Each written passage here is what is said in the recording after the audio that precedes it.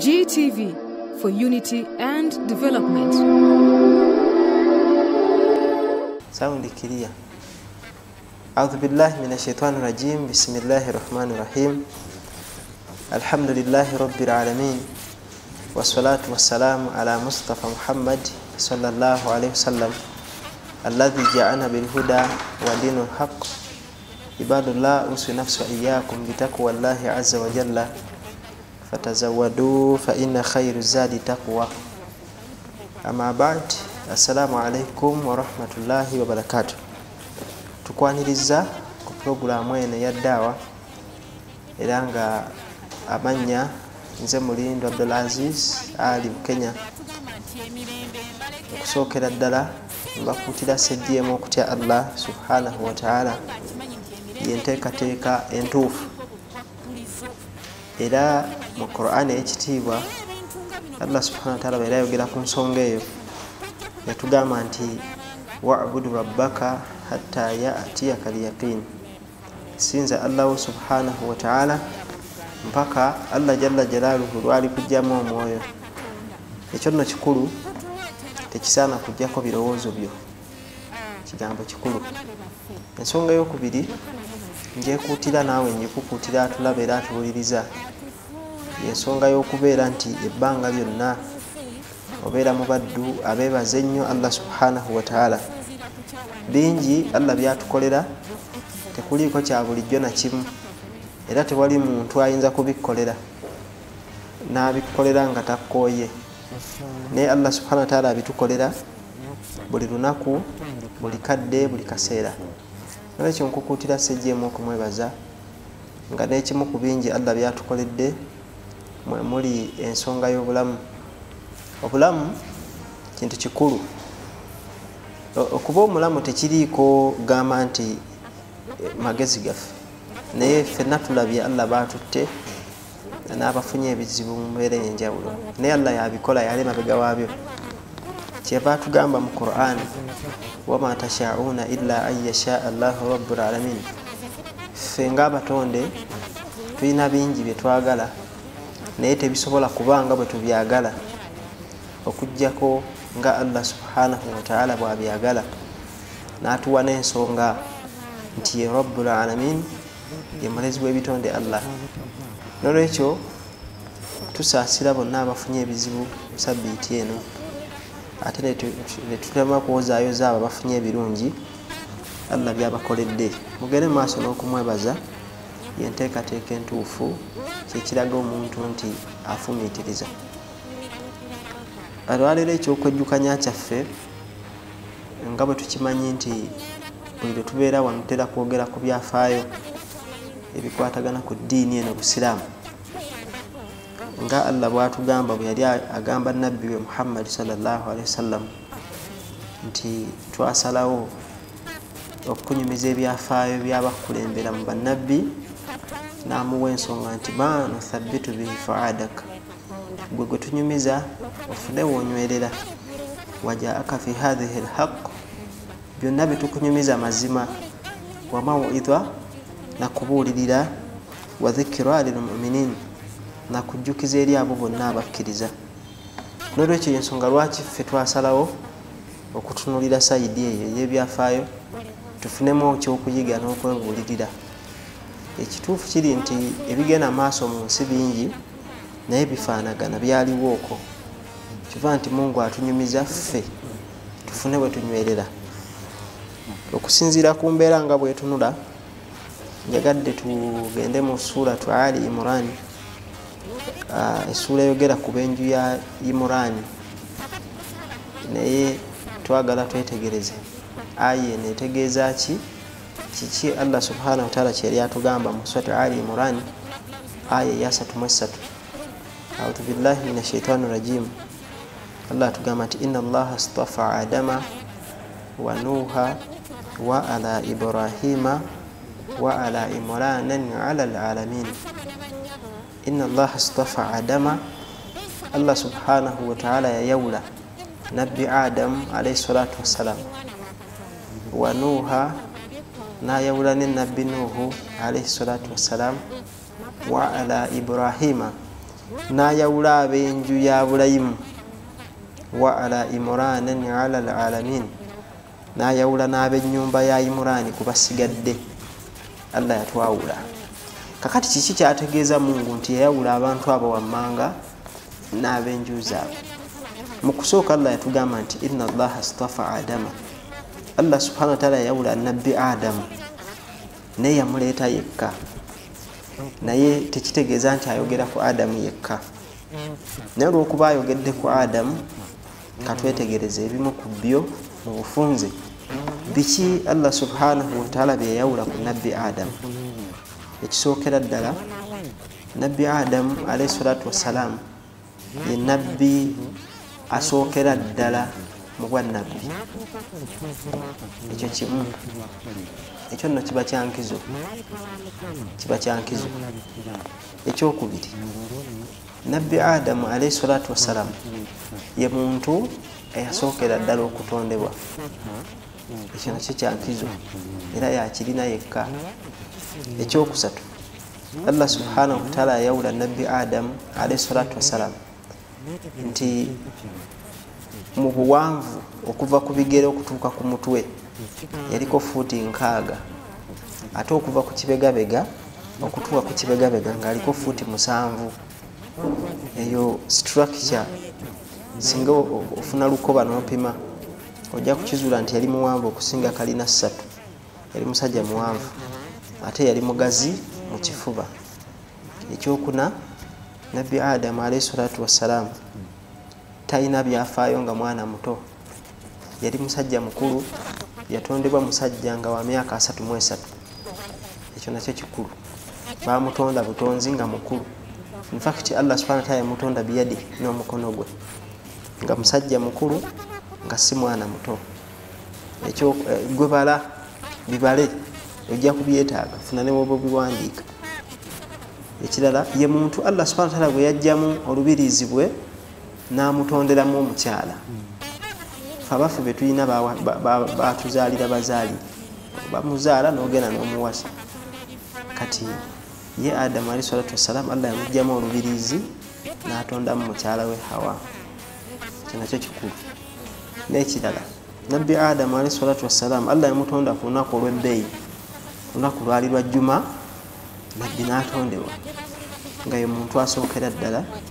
Bw'atyo yatondebwa ku Juma, era ku lunaku lw'Ejjuma Allah lwe yamusaako ekiragiro ave mu jjana olw'okuba nti yali alidde ekibala, ate nga Allah yamugamba nti wala taqraba hadhihi shajara fatakuna min adh-dhalimin. Mu jjana gy'olaga waliyo ekibala, waliyo omuti, naye tekakutanda n'ogusemberera, bw'onookikola ojja kuba mbali az'amaanyi. Naye bwe yayingira mu jjana, sheitaani n'emubuzaabuza n'omukyala, Allah n'abagoba mu jjana. Sitole eyo ffenna tugimanyi era tuzze tugyogerako, tuzze tugiwulira ebbanga ddene. Naye nga bwe tutandise okwagala okutaggulula ku bimu ku byo mu bufunze, insha Allah tuyinza okudda ne sitole z'abannabbi bonna. Nabbi Adamu alayhi salatu wassalamu bw'atyo nakka ku nsi ku lunaku nga lwa Juma, n'ekyo kya bbeeyi, era n'afa ku lunaku lwa Juma. In fact ku Juma kwennyini n'enkomerero kwejja okuyimiririrawo. So kikulu ebikwatagana ku nabbi Adamu alayhi salatu wassalamu bingi. Ekirala, yazaala abaana bangi naye ng'azaala balongo, omuwala n'omulenzi, omuwala n'omulenzi, omuwala n'omulenzi. Kigambibwa nti yazaala abalongo emirundi 12, zenzaala 12, 12 times 2. Kati tofunye ansa, kibaleemu abo be baana be yazaala. Ate nga Allah subhanahu wa ta'ala yamuteekako bo yali yabatonda nga tebawuliramu abaana bano kuba baali bakwewasa. Ekyokulabirako, peeyi esoosa okuzaalibwa bagumiikiriza ne bawasa ku peeyi ezzeeko, kubanga bazaalanga muwala na mulenzi. Kati omulenzi asoose okuzaalibwa awasa mutowe omuwala, nsuubira nti ensonga eyetegerekese. Omulenzi awasa muwala onaddako, n'omuwala n'afumbira omulenzi omukulu. Bwe bityo bwe byali. So ne babeera nti batambuza obulamu nga beewasa naye nga tekikkirizibwa kwewasa ne gwozaaliddwa naye. Ekyo kyaliko Adamu yekka. Kati owa imaani totawaana, kiri haramu okuwasa baganda bo nga Allah subhanahu wa ta'ala batugamba mu surati Nisa aya ya 23, in fact 22, 23 na 24 eno aya ez'essatu mu surati Nisa sura ya 4 zogera ku abali haramu okuwasibwa, nga ne mu kuwasa mulimu haramu abada ne haramu akada. Waliwo haramu wa nga mbeerera tojja muwasa kati nga mama akuzaala, bakyala ba Nabbi sallallahu alaihi wasallam, banazaala baffe, abo bonna bali haramu n'abalala. Then waliwo abali haramu akaseera nga ekyokulabirako ng'omukyalo omufumbo. Omukyalo wange weeka ali haramu okuwasibwa mu kaseera kano, okugjako nga nfudde n'afuuka namwandu oba nga twawukanya. Bwe tuba twawukanyaawo obwa haramu okuwasibwa buba buvuddewo, kasita kibanga akaseera kalina okutuulamu idda kaweddeko. Ensonga eyo nayo ndowooza etegeerekese. Kati Nabbi Adamu bw'atyo Allah bwe yabakola nga bo baalinga beewasaamu mu mbeera efaanana bwetyo. So n'ebimukwatako ebirala bingi. N'omukyala yali muwanvu nga bba era baali beeyagala, ne bagobwa mu jjana olunaku lwa Jjuma. Omukyala n'atwalibwa e India ate omwami n'ateekebwa mu Saudi Arabia. Ne lazima baasisinkana ne baddamu ne bafumbiriganwa buto, ne batandika okuzaala abaana mu mbeera gye twogeddeko. So n'ebirala bingi bikwatagana ku Nabbi Adamu alayhi salatu wassalamu. Ekisembayo ku ye sigamba nti aba aweddeyo, naye kyekyo situyinza kugaziwa kusingako olw'obudde. Nabbi Adamu alayhi salatu wassalamu yawangaala ku nsi emyaka 1000. Tugimanya tutya? Anti yatandikira ku 33. Kati ku nsi n'amalako emyaka 1000, Allah subhanahu wa ta'ala n'amutwala. So ebyo bwe bityo ebikwatagana ku Adamu. Wabula nkujjukiza nti tuli ku aya eri mu suratu Ali Imran aya ya 33. Allah mwatugambira a'udhu billahi minash shaitani rajim, inna Allaha astafa Adama wa Nuha wa ala Ibrahima wa ala Imrana ala alalamin. Aya gye tuliko era gye twagala okugenda maaso n'okuvunula. Kati Adamu ye tumumaze, tugenda maaso ne aya nga bwe tugamba. Allah yongera n'atugamba nti wa Nuha. Allah subhanahu wa ta'ala yawula Nabbi Nuhu. Nabiyullahi Nuhu alayhi salatu wassalamu ayina story very interesting. Nti Nabbi Nuhu ekisookera ddala ku nsi yawangaalako emyaka 1000. Ekyo nakyo kya bbeeyi, afaananye jjajjaawe Adamu. Naye emyaka gino mikulu okutegeera. Nabbi Nuhu nabbi wa kusatu, kubanga Nabbi Adamu alayhi salatu wassalamu yasooka, owokubiri ye nabbi ayitibwa Idris, yawangaala emyaka 83. Newaddawo Nabbi Nuhu yewokusatu. Kati ekitegeeza nti abantu baalinga baddamu okuzaalibwa nga bagenda beezaalamu ensinga egenda eyala. Kati kwe kujja kwa Nabbi Idrisa, then kati Nuhu najja ng'ensi erimu abantu. Ako kakulu kanootinge. Kakati Nabbi Nuhu ono ekyenjawulo ekimuliko, tutegedde nti Adamu yentandikwa y'omwana Adamu, yentandikwa y'omuntu. Ekifaananyi ky'omuntu nga bw'okiraba tetufaanaganya buwanvu naye buwangaazi, naye nga ekifaananyi kye tulimu kye kimu. Omuntu bw'omulengera omumanya nti oyo muntu oyo. Kati olw'ensonga eyo nti bwe tutyo bwe tufaanana, Nabbi ayitibwa Nuhu alayhi salatu wassalamu ayina bingi Allah jalla jalaaluhu bye yamwawulamu nga mwattu bisaana okwetegereza. Ekisooka, ffe abaliwo olwaleero abatambula ku nsi tuva mu Nabbi Nuhu. Anti Nabbi Nuhu yakola daawa ku bantu be ng'abagamba nti musinze Allah wala tushiriku bihi shay'a, temugattako kirala. Ne bagaana okumala emyaka 9, abamu batugamba 905, abamu batugamba 906. Naye tukitwale nti obwannabbi yabufunira ku myaka 4, then kati emyaka gino egisigadde yalinga agikolamu daawa. Abantu nga bagamba kusinza Allah nga tebamugattako emyaka 906 ne bagaana, nga bagamba kusinza Allah ne bagaana. Ewaka ewuwe yalina omukyala, ng'omukyala agaba emikisa. yalinga agamba abantu nti yayina eddagala ligaba emikisa. Omwami abagamba kusinza Mungu, omukyala baga nti wamma mujemba weddagala mufune emikisa. Abantu abagamba kusinza Allah, omukyala baga nti oyo mulalu muyayi. Abantu ne bagaana okukkiriza. Kati nno gwe nzo kirabaawe naye kino kikulu. Singa ajja ti weewaka mukyalawo bakukwata ne bakusiba nga bakusibyeko emisango, najja ku poliisi n'agamba nti kituufu baze mubbi, tebakuta kubanga ono ayogedde ono obujulizi bwe butwalibwa. Kati n'omulembe guli basaasire bwe batu bwe baali ayogera asula naye ate atuga nti ono muyaayi abalimba. Kati abantu ne babeera mu confusion. Mutabani we abaga nti nze nabaga taata muyaayi, byayogera si bituufu. Mukyala baga nti nze mbagambye bulijjo si bituufu. Kati mu mbeera ya confusion abantu ne babeera awo, naye olw'obukakanyabo bw'emitima n'abantu okwagala ennyo okuloga n'obushiriku kugatta ku Mungu mu mbeera ez'enjawulo, abantu ne bagaanira ddala. Baga nti ffe situgenda kukikkiriza ekyo.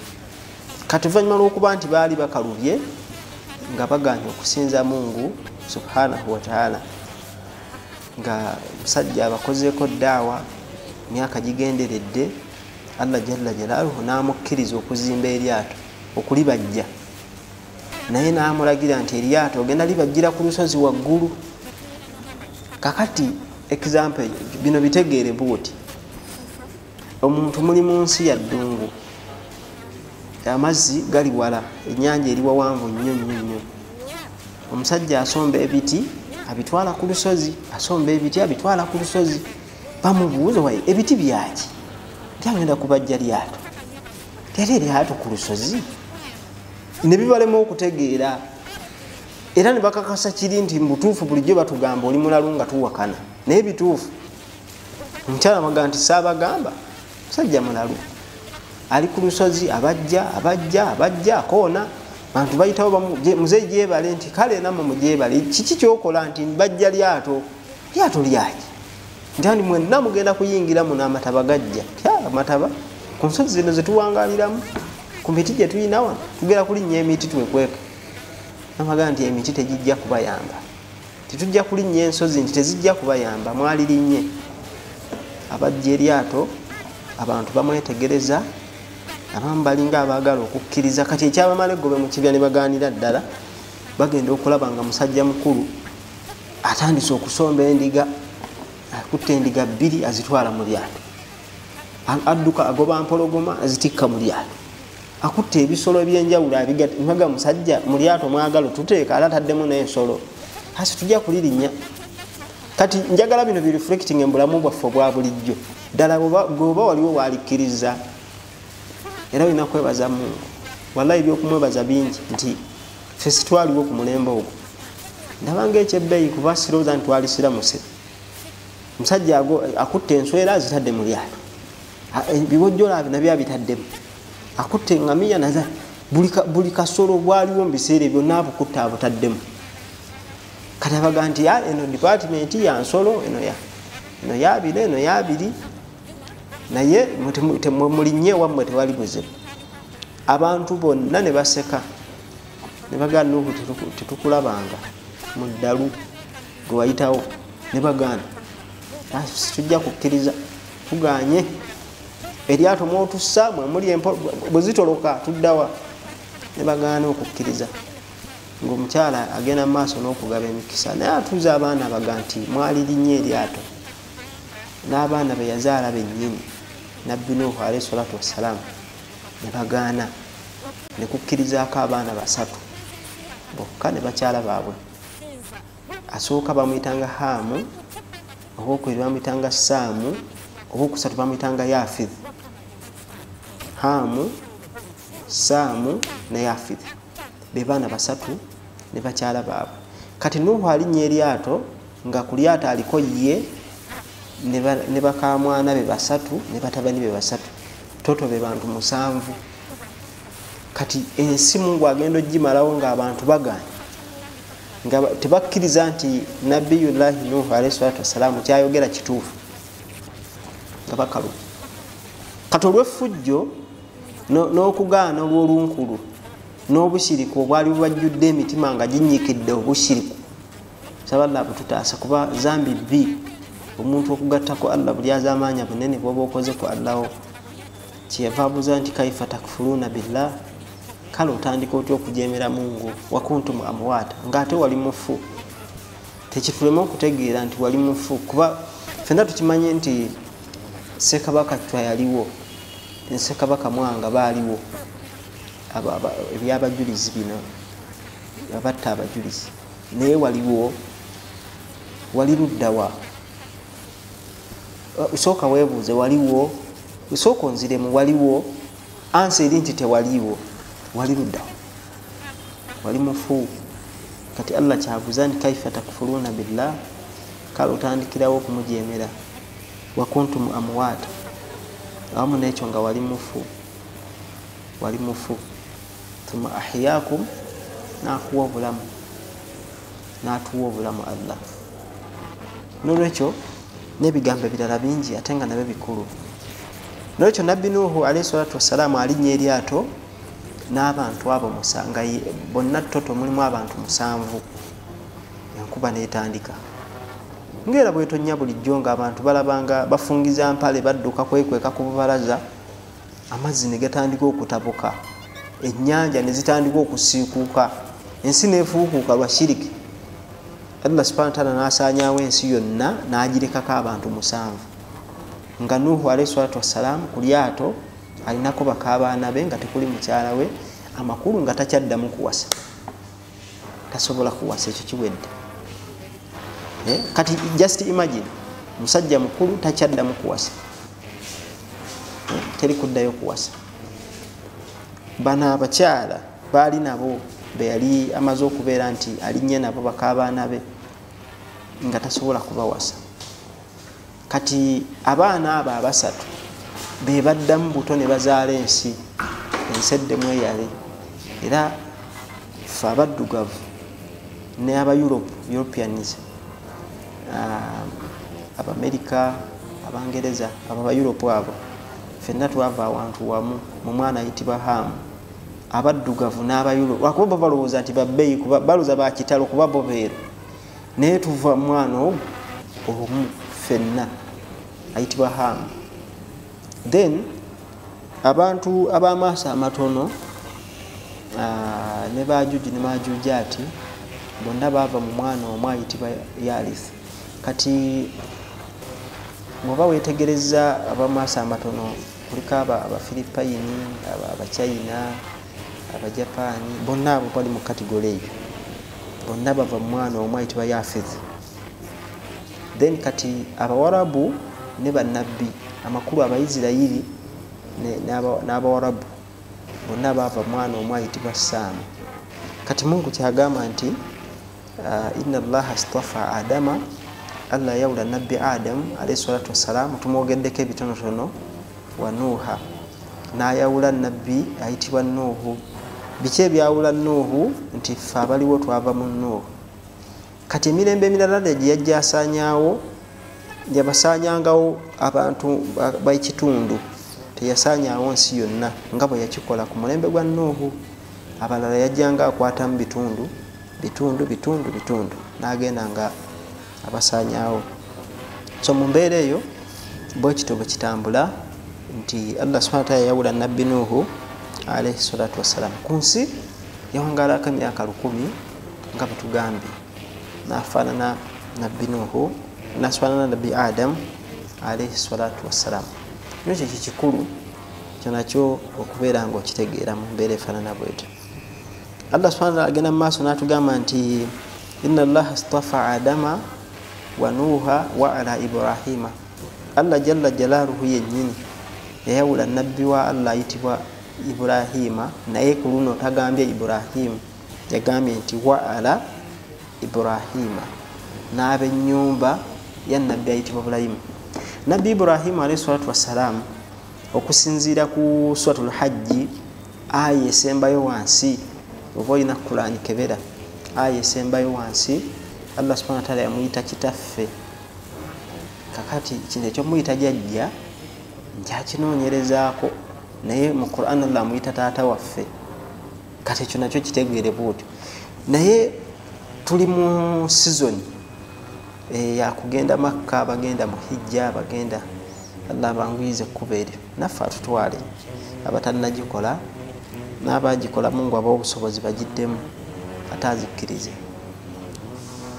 Hijja yonna nga bw'ogiraba 90% ekwatagana ne Nabbi Ibrahim alayhi salatu wassalamu. Bino ebisigaddeyo 10% Nabbi sallallahu alaihi wasallam yagyongeramu bwongezi. Naye olw'okuba sisomesa hijja kuba yategwayo gumusomo mugazi ate mulala guli takitiko, kati tujja kusaba bakadde baffe kuba babeerayo nga batulaba ofunayo akadde mujje ku kitebe inshallah ensonga ezo muzirambulule. Naye hijja nga bw'ogiraba ebitundutundu 10 bye bya Nabbi sallallahu alaihi wasallam ebisigaddeyo bya Nabbi Ibrahim alayhi salatu wassalamu ne famire ye, kubanga mu bufunze Nabbi Ibrahim alayhi salatu wassalamu yalwawo okuzaala, yalwawo nnyo okuzaala. Kati alaba omukyala akaddiwa ate naye akula, myaka ali mu 9, omukyala ali myaka 80 nakkiriza ndaka nno sijja kuzaala. Naye mu butaggwamu maanyi n'asaba edduwa ng'asaba Allah amuwe omwana. Naye byeyogera emabega byali bingi nga asaba omwana. Omukyala ekimanya nti nze nkaddiye n'agamba bba, omukyala gwe bayitanga Saara, n'agamba bba Ibrahim alayhi salatu wassalamu nti nze nkaddiye. Naye olaba otya singa ogenda n'owasa omwana ono omuwala ewaka balinawo omukozi gwe bawangalanga naye gwe bayitanga Hajara, nti lwaki togenze n'olaba omwana oyo ne mukkiriziganya yakyali muto osobola okuzaalira ku mwana. Ekikolwa n'ekigambo omwami kye yayaniriza ku nsonga era ne bakwatagana. Nabbi Ibrahim alayhi salatu wassalamu bw'atyo n'awasa omukyala ayitibwa Hajara. Yamuwasa si bye bino ebyaffe bye tubeeramu ate ono omukozi ate amuzaddemu, si byebyo, yamuwasa ddala. Kati amala omuwoowa batandika obulamu, naye nga abakyala babiri basula mu nju emu. Abakyala babiri basula mu nju egi.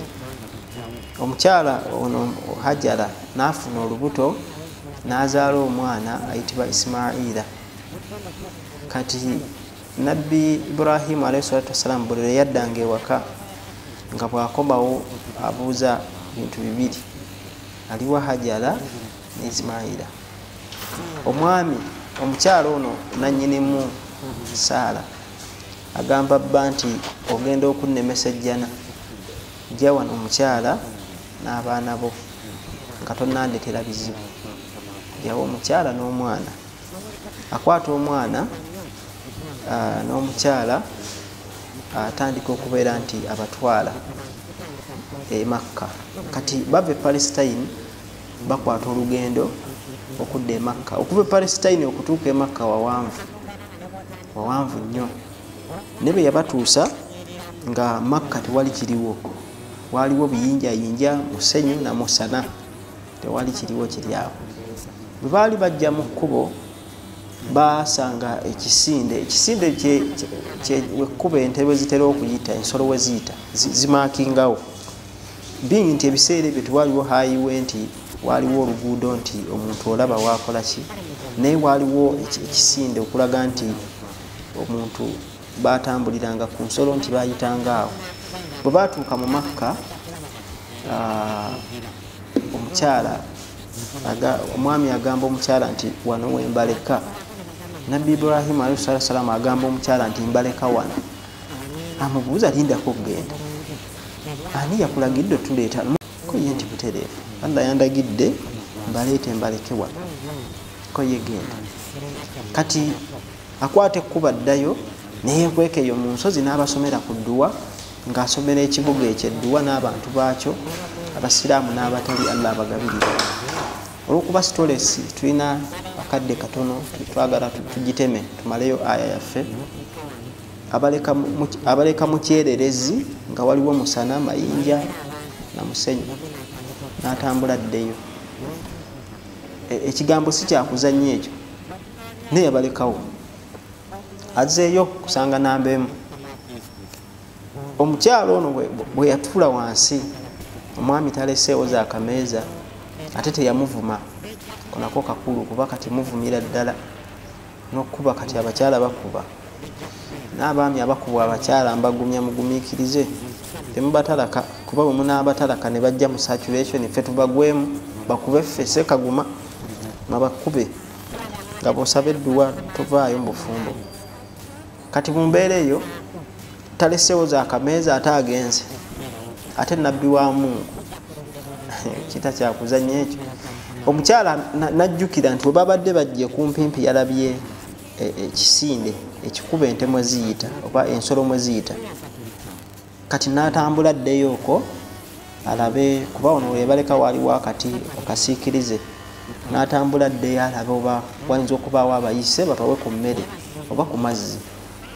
olw'okuba bebi yali azitowa kyeyava amuwummuza mu kasiikirize ye n'atambula addeyo ate bwe yatuuka eri ngeno bw'atunula eno emabega omwana tamulaba n'atambula ate akomewo alaba omwana kuba mu ddungu mulimu emisota mulimu n'empologoma z'omu ddungu mulimu ebikanga bingi kati yagendanga eri alabe abayitawo ate nadde n'alabe omwana nadde eri ako ke yali atambulaako omukyalo oyo ke yali adduka nga bwadduka alaba tebamuyitako bwadduka akomewo tibayita Swaffa ne Marwa bwe busozi obwo bubiri olwaliro buli muzikiti munda e Makka tebukyali busozi nga bwe byali naye kati busozi babuzimbira muzikiti munda bazimbamu obusozi munda mu muzikiti e Makka tusaba Allah tutwale bintu birabeko naye ako ke yali adduka tebayita Swaffa ne Marwa omwana ono bwe yasigala nabbi kuba yali akyali muto nengera nabbi mbeera yonna alina kuba nabbi kigambibwa nti yali asiita ebigere we waava ensulo z'amazzi abayise abaali batambula ogenda okusuubula Shaami n'okweyongerayo ne balengera nga obatera okugita ate kati waliwo amazzi titulengedde amazzi nti muddukeeyo mulabe bwe baatuukawo nga watuddewo omukyala alina n'abaana alina n'ebbebi ti maama gyebale nti kale tusaba ku mazzi nti bwe mumpewa n'emmere mutwale amazzi ne bamuwa ku mmere ne batwala ku mazzi kati neefuuka nkola nga baba bava okusuubula basiba emmere ey'omukyala w'oku luzzi nga baba bakomawo bagende basuubule nga ekyokulabirako nga bw'onooba ova katugeze nga ova Nateete odda mu kibuga naye nga wakati kati awe Emmengo nga wali oluzzi ngereza ku Kyangungu kubanja kitegerekeke omuntu ava Masaka adda Kampala naye nga mu Lukaya we wali oluzzi kati nga batambulira ku nsolo ate omusana mungi kati bagamba nti tutereke emmere y'okuluzzi omukyala bwe babanga bava e Masaka baatuukanga e Lukaya ne bamuwa emmere n'abawa amazzi ne beeyongerayo e Kampala babanga bava e Kampala nga bagula emmere gye banaawa omukyala w'okuluzzi n'abawa amazzi ne beeyongerayo kati bw'atyo omukyala bw'atandika embeera nga amazzi gano mwajja ekyokulya ate n'ekyokunywa nga Allah akibawadde lwe luzzi olwo bayita Zamuzamu amazzi nno ga mukisa infakiti bw'oganywa n'osomedde Allah akwanukula kisinziira ku nniya kw'oganyweredde tusaba Allah atuwa omukisa ogulaba ku bintu ebyo kubanga bikulu nnyo kati mu mbeera eyo ekyo nakyo kikulu ku nju ya Ibulayimu alayhi salatu wassalamu so Allah yabaawula omwana ono akula nga talabanga ku taata we kati akabuga awantu wano nabbi Ibrahimu alayhi salatu wassalamu yaleka ababiri yalekawo mutabani we ne maama we abantu abaali abalunzi abawangaalira ewala ne bakizuula nti awaliwo amazzi nga balina kusembera awantu awaali abantu ababiri kati ne batandikawo abantu 7 kubanga wali amazzi mu ddungu abantu bateekwa kusengawo infact n'ensolo zisembera ne batandika okuba nti abantu bawera ekibuga ne kigaziwa kati akaali abantu ababiri kati kafuuse akatawuni akabadde akatawuni kati kifuuse ettawuni ebadde ettawuni kati kibuga ddala site nolera we twogerera Makka kimu ku bibuga ebisinga mu nsi yonna okuba nti ebibuga by'amaanyi ate nga birambulwa abantu abayitirivu okuva mu bunyomero bw'ensi yonna kati ekibuga Makka enkizo yakyo yonna n'ebirungi ebikirimu olwaleero tosobola kubuusa maaso famire ya Nabbi Ibrahim alayhi salatu wassalamu kubanga okutandikawo kwakyo kwatandikira ku mukyala ayitibwa Hajara. Bwatyo nabbi Ibrahim alayhi salaam adde ewuwe n'amalayo emyaka 14 nga taddanga, wabula nga tannazaala mwana ono. Yadde nga omukyala Saala finally yamala n'azaala omwana ayitibwa Ismaila, ayitibwa ani erinnya ligenze Ishaq, ayitibwa Ishaq. Ono Ismaila oli Ishaq yamala ebbanga ddene nga takomangawo, naye nga before nga tannazaala mwana ono Ismaila Muhajara, abantu bamwewuunyanga bulayimu ng'ogaba ogaba nnyo naawe, n'abaga nti ate singa mbadde n'omwana naye yennyini nnyini naali musaddaase lillah, naye naali musaddaase okumanya njagala okugaba. Kati ekigambo ekyo yali ndagaano, obudde ne bwetooloola nga yasuubiza ekigambo ate takirinaako control.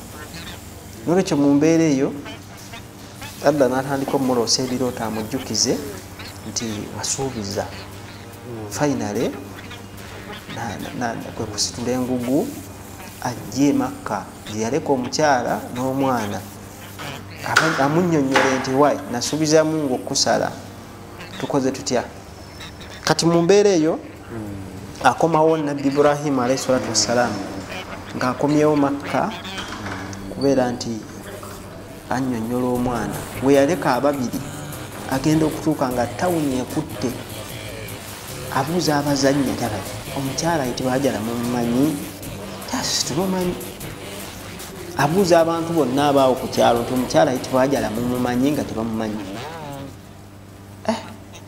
Tekikwewuunyisa kubanga gwe be wasoma nabo mu primary oba mu secondary obanga wakivaamu, bwobanga kati oli mukyala mufumbo watulaba oba mwami mufumbo, oyinza okwekanga nga gy'owangaalira ku kyalo abantu bakumanyi nga taata Abudu nga tebakimanyi nti erinnya lyo yeggwe Faruku oba Fahadi oba ani, ngeri tebabimanyi, naye nga bakumanyi nga taata Abudu. Kati abuuza nti tumumanyi, tetumumanyi. Kati kyeyava bamugamba abakulu nti waligenze n'obuuza omukyala w'oku luzzi wali, kuba wano fenaffe twamusangawo. Atuuka ku luzzi yasanga nga omukyala waali, n'amwaniriza bba era n'amubuuzaako, omubuuza omwana aliwa, nti omwana te mutabani wonno nga yawasa asula na ku mizigo wa Haji gundi. N'amulagirira bw'atyo n'agendayo kuba yali azze kulaba mwana. Nkuge nti ebyo byaliwo nga wayise emyaka 14 alyoka akomewo. Atuuka ewa mutabani we nabbi Ibrahim, atuuka ewa mutabani we Ismaila, yasanga Ismaila taliyo, nga yagenda kusuubula. Jjukira mu kusuubula kyabatwaliranga omwaka mulamba okugenda n'okukomawo. Abuuza omwana omuwala olwakonkonana, omwana omuwala olwamulaba n'amutandikirawo ti ali muze yoononye eki, ye ng'ogubye ng'olabika enjala, oli munaku ffe situlina kyakulya, tiyibbe ng'otandikidde mu giya muwala, bbaawo waali taliiwo omwagaza ki. Toyinza kuba bizinensi naye, oli mwavu munaku, waka bwavu yabusikira n'ebirala bingi.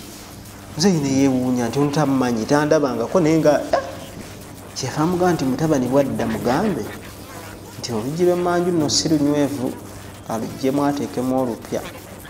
Ffe bitegedde nti mugambe. Bw'atyo bwe yagenda muzeeyi talabye mwana, n'addayo Palestine gye yawangaaliranga. Akomawo omwaka ogwaddako naye nga tannadda. Ismaila bwe yava mu kusuubula, omukyala abuuza omukyala nti waliwo abadde banjagala, nti wajjawo muzeeyi wano naye nga agubye. Naye yagamba nti oluggi lw'emmanju si lunywevu, lukyuse.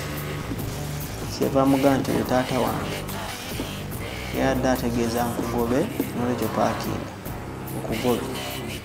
Ekyewuunyisa nga tamulabangako, naye ekyo kiri kye twagambye nti Allah bano yabaawula ate yali nabbi, yali akyali muto, yali wakuba nabbi. Kati omwaka ogwaddako era teyamusanga, naye yasanga era ono yawasa. omugole namwaniriza namuyingiza mu nju namulabirira muzeeyi walisuze oba tumulinde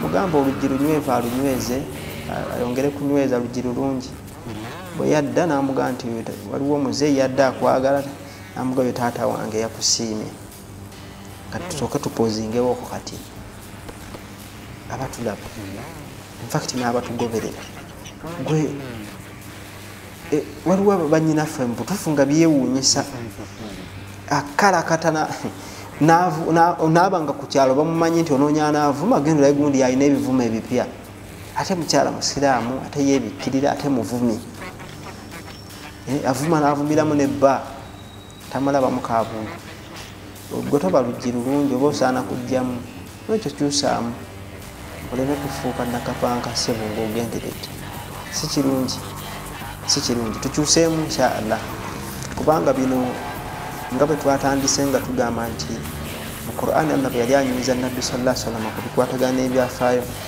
yamugamba nti bino bye tukunyumiza byakubuulirira mawidha almawdhu kuba kubuulirira nekyo mu byafaayo mulimu ekyama nti mulimu ebyokuyiga bingi so abanju ya Nabbi Ibrahim alayhi salatu wassalam bingi nnyo bwe yakomawo omwaka ogwaddako yamusangawo namugamba nti jja tutambulemu nga bwamunyumiza nti munnange ndoota ekirooto ate okuloota kwaffe bibabubaka okuva eri Allah ndoota nkusala kyebamugamba nti ekyo sikirina buzibu tugende onsale tulina sisinkana mu maaso ga Mungu nga tulimu abo abagumiikiriza kati mu kumutwala omusala Allah n'amukyusizaamu n'amuwaamu endiga ye Idi Adha obairo tusala bisolo tolanga byonna byekuusa ku bulayimu alayhi salatu wassalam n'ebirala bingi kati Allah yamwawula nabiyullah ayitibwa Ibrahim alayhi salatu wassalam then Allah n'atwongera bwe tugenda okufundiikirira n'atugamba nti inna Allah astafa Adama eno aya eri mu suratu Ali Imran essura yo yennyini yakusatu aya ya 33 Allah jalla jalaluhu atwongera n'atugamba nti inna Allah astafa Adama fake nyine twayawula Adam wa Nuha twawula Nabbi Ibrahim ayitibwa Nuhu inna Allah astafa Adama wa Nuha wa ala Ibrahim netwawula abenju ya Ibrahim wa ala Imran ni ala alamin netwawula n'abenju ya Imran kubasigadde kakati bana abasoose abasatu bannabbi asooka Adam nabbi wa Allah owokubiri Nuhu naye nabbi wa Allah owokusatu Ibrahim alayhi salatu wassalam naye nabbi wa Allah kati ekyewuunyisa nti mwabo bannabbi Allah baagambye nti bano twabawula n'ateekamu omuntu wa bulijjo ayitibwa Imurani n'agamba nti wa ala Imurani netwawula ennyumba ya Imurani ala alamin kubasigadde Imurani omusajja oyo teyali nabbi kusinzira ku byafaayo Allah yasinga okumanya ekituufu kye yali naye yali musajja muntu mulamu atya Allah musinza Mungu ekyewuunyisa nti Mungu agamba nti twayawulana abenju ya Imurani nga Imurani we yabeereraho ku mulembe gwe kwaliko nabbi waagwo ayitibwa nabbi Zakariya. Nabbi Zakariya bw'ova ku Zakariya odda ku Yahya, bw'ova ku Yahya odda ku Isa, bw'ova ku Isa odda ku Muhammad sallallahu alaihi wasallam. Naye Mungu yagamba nti twayawula ennyumba ya Imurani. Kakati Imurani yakola ki? Imurani yali musajja nga si mushiriku mu birowoozo bye ne mu bikolwa bye, era n'akubiriza bawangaala nabo okwewala shiriki. Kati naye lwaki tubanaliko dibwete mu bannabbi bonna Allah baatunyonyodde bannabbi asooka Adam, Nuhu, Ibrahim ne famire ye. Kati Allah n'akwata omuntu wa bulijjo Imurani n'amuteeka wakati mu bo n'agamba nti wa ala Imurani, netwawula n'ab'ennyumba ya Imurani. Ekyewunyisa nti Imurani we yabeererawo kwaliko nabbi w'omulembe ogwo gwe bayitanga Zakariya. Zakariya yali nabbi wa mulembe ogwo era yaliwo, naye Mungu teyamugatta mu kyokka. Zakariya ate naye yamugatta mu nnyumba ya Imurani kubanga Imran yawasa omukyala ayitibwa Hanna, era mu byafaayo mwali nnyo ayitibwa Hanna, naye yeetaaga kusomako. Then ate Zakariya n'awasa omukyala ayitibwa Rifqa. Kati abo abakyala ababiri, Hanna ye mukulu, Rifqa yamuddako. Kati ekitegeeza nti Imran ne Zakariya baali bamusangi, omu yali yawasa, baali bawasa mu famire y'emu. Kati ne baba nga bakwatagana mu mbeera efaanana bwetyo. Bombiriri Allah yabagezesa n'okulwawo okuzaala, era bw'oba weetegereza mu suratu Ali, surati Maryam mu sura ya 19 okutandika ku aya ey'okubiri, nga Allah atugamba nti dhikru rahmatika rabbika abdahu Zakariya, okwogera okwokusaasira okuva eri Allah eri omuddu we Zakariya. idh nada rabbahu nidaan khafiya, Zakariya bwe yavueka mu kasonda n'asoma edduwa nga yamukyama naye nga yakulajanira Mungu. Genda osome sitole eyo, yali ajajanira kuzaala ku omwana omulenzi. Kati ate nga ne Imran ali ku kyekimu naye tannazaala. Naye omukyala Hanna, abenzikiriza nda bamuyita Aneti, era mu Bible mwali bulungi nnyo omukyala ayitibwa Hanna. Omukyala oyo aba ayita mu lusuku n'alaba ekinyonyi nga kirina obwana naye nga kibuwa akamere bwe kibuuka nga kibuyigiriza kubuuka, kibanga ekikiwa ne kibuukawo, ne kibanga ekikiwa ne kibuuka. Kugamba mu mbeera yakukisikiriza ekinyonyi ekito kiyiga okubuuka, ne yeegomba ekikolwa ekyo.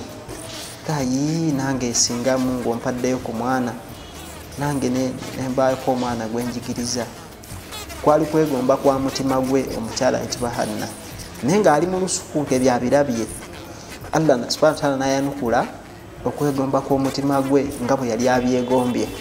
Olw'okuba obudde butono, sitole eno eri mu surati Ali Imran tandikira ku aya eya 35 ng'okkirira. Singa tubaali tugenda kubivunula byonna kubawa ebiri wano, twali bivunudde ne tusigala nga tukkirira, naye sitole nze nkuwadde kkulu wonoogisanga, genda ogikebere mweri. Yali kwali kwegomba kwa mutima gwe. Finally n'asoma edduwa ng'asaba Allah amuweeyo omwana omulenzi, omwana oyo afaanane kitaawe Imran ne kitaawe omuto Zakariya, kubanga Zakariya yali nabbi ate nga Imran si nabbi, naye yali musajja mulongoofu. Kansubire tutu ffenna tebikubuzaabuza. Kati omukyala eyali amaze okukulirira, myaka gitambudde, yeegomba okuzaala. Kati finally neyeekoona akagere, kakkana tafunye olubuto n'alukwatangako nga bw'asoma edduwa ng'asabira omwana ono ali mu lubuto, n'omwana gwalizaala amakulu asabira bebi amuli mu lubuto, ono ali mu lubuto n'amusabira, n'asabira n'omwana ono ali mu lubuto gwalizaala amakulu yali asabira muzzukulu we. Naye bino ebintu birimu ekyokuyiga. Gwe kennyini nnyini naawe kwata ku baana bo basabireko, bakwateko, bawe ku dduwa bakwateko, ate omala obbasabira osabire n'abazzukulu bo. Abaana bo bayinza okuba abalongoofu ate abazzukulu ne bakufuukira ekizibu. Tubirabye nnyo mu mawulire ng'abazzukulu batundira bajjajjaabwe mu bibanja. Abaana bakitaabwe baali balungi nabo baafa ne baleka abaana, kati nga bano si baana kyenkana gaana, gatundira jjajjaabwe n'amalaalo batunzeewo bwe baagala ssente. Kati asabire omwana n'omuzzukulu naye musabireko, ate temukolimira baana, mubasabire busabizi Allah jabatereeza. Kati mu mbeera efaanana bwetyo omukyala n'azaala omwana, naye okugenda okuzaala omwana tuli ku mukyala ekibwa Hanna, era nga twetegereza famire. Allah kyagamba nti inna Allah istafa Adama wa Nuha wa ala Ibrahima wa ala Imrana. Twagala kwetegereza kiki Allah kyeyawula ku nnyumba ya Imran. Omukyala tukiwulidde afunye olubuto ku myaka egigenze, ekyo nakyo kiba kyanjawulo. Obaira omukyala w'emyaka 80 bw'afuna olubuto n'azaala omwana kikola amawulire, n'olwekyo si kya bulijjo, si kya bulijjo. Allah yali amwawudde. Kati azaala omwana, ekyomukisa omubi nti agenda omuzaala nga Imran taata w'olubuto yafa nga olubuto lwakamala mu lubuto emyezi 2. Imran yafa nga omukyala yakafuna olubuto naye nga olubuto lwa myezi 2. Agenda okuzaala omwana ng'omwana oledde mulekwa, ye ekyamukuba ennaku ng'omwana muwala ate nga yali yasaba mwana mulenzi. kati neyeraliikirira n'anakuwala nti nasaba mwana muwala, nasaba mwana mulenzi ate Allah ampaddemu. Naye n'asaba nti kuba bweraliikirivu bwali ayagala omwana ono aweereze mu ssinzizo, ate omwana omuwala enkizo ye entono mu kuweereza mu ssinzizo. Ne bwero bwe kiri kizibu nnyo services omwana omulenzi zaatuwamu nti khutuba, ate omuwala nti naye ajja soma khutuba, tekisoboka. Ne wabanga kafulu tasobola kusoma khutuba. Kati yaganja naye njagala mwana asome khutuba, ate Mungu kiki kyonkoze? Naye n'amusomera edduwa, n'omwana gwalizaala n'amuwa edduwa. Kati azaala omwana omuwala bamutuuma erinnya Mariyamu. Mariyamu erinnya lyali ddungi, ne miningi yalyo nnungi, genda olinoonyerezeeko. Omwana oyo ne bakuba akalulu kubanga ono omukyala yalina mwandu, ate nga okufa kwali kutono, abantu omuntu bwafa kati ngedda myaka gy'ekyenda ng'omuntu bwafa abantu tebalima, abadde alima nnyuka. Naye kati omuntu bwafa n'omuyitako nga neibawo n'ogenda ku mulimu nti nja kuziika n'ogenda. Kati abantu ebyokufa balina engeri gye babiwewudde, babisaagiramu, babeera baseka. Naye omukyala omwana azadde muwala, abantu bazze bakuŋŋaanye bakubya akalulu, ani anaayamba ku mwana ono omukuza, kuba ye yali enkola y'ebiseera ebyo. Abantu ne bajja baali bangi, mu beenyigira mu kkuba akalulu mwalimu Nabbi Zakaliya, era akalulu ne kamugwako, situjja kukanyonyola olw'ebiseera. Ne baddamu ne bakakuba ogwokubiri ne kagwa ku Zakaliya, ne bakakuba n'ogwokusatu ne kagwa ku Zakaliya alayhi salaatu wassalaamu. Bw'atyo n'akwata omwana n'amutwala eka. Jjukira gy'amutwala waliyo nnyina omuto ayitibwa Rifuka, wabula nga naye ali ku mugomyo tannazaala. Kati atutte waka omwana bebi gwe yaliwo ewaka, kati ye bebi aliwo tebannazaala mwana. Finally naye yamala n'azaala omwana ayitibwa Yahaya, nga ye yekka eyasooka okuyitibwa erinnya Yahaya mu nsi yonna. Nabbi Zakaliya azadde omwana ayitibwa Yahaya, wabula nga ne Mariyamu naye muzaale. Mariyamu akula ng'akulira wa Zakaliya. Buli kalungi ke yayoyanga nga kitaawe ono Zakaliya akamuwa, kitaawe kubanga yawasa nnyina omuto. Buli ke yayagalanga, wabula paka lwe yatuuka akaseera nga buli kalungi ke yeegomba ate asanga omwana akalina. Buli kalungi ke yeegomba nga tejjagala kano ng'akasangawo. Eva ya Rabbi, gwe ani akuwa ebintu ebyo? Bintu bisangawo ate obinsabye ate mpi ani toyonooneka? Kyeva agamba nti Allah yabimpa kuba Allah yamuprovidingira okuva nga muto. Omukyala ayitibwa Mariyamu. Mariyamu atuuka akaseera akekoona akagere, naye njogera okwekoona akagere mubitegeera. Naye okwekoona akagere z'embeera z'omukyala z'abaamu eziddiŋŋana buli luvannyuma lwa mwezi, kyentegeeza. Kati atuuka emyaka egyo yeekoona akagere, akeera ku makyava gye baali basula, ayingira mu kaluumu okwetereeza, kaali bweru.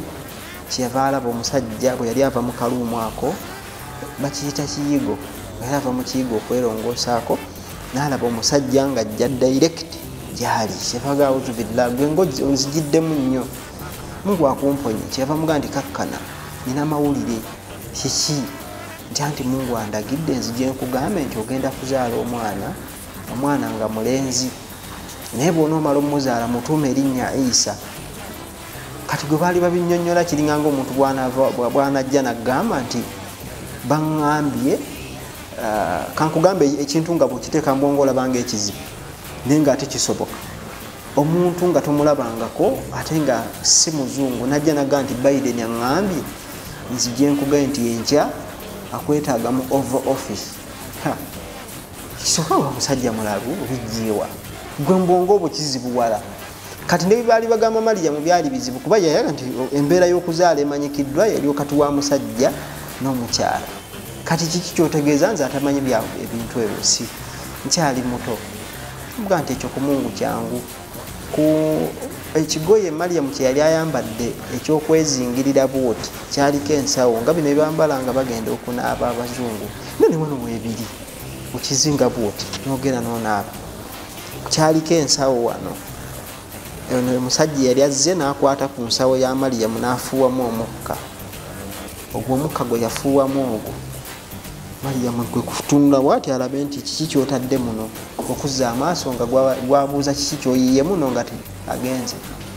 Kati Mariyamu bw'ati bw'afuna olubuto era bwasenguka okuva ewa kitaawe Zakariya addeyo ewa nnyina akulire mu bakkojjaabe, kubanga yali afunye olubuto nga talina bwana abinyonyola baliwa.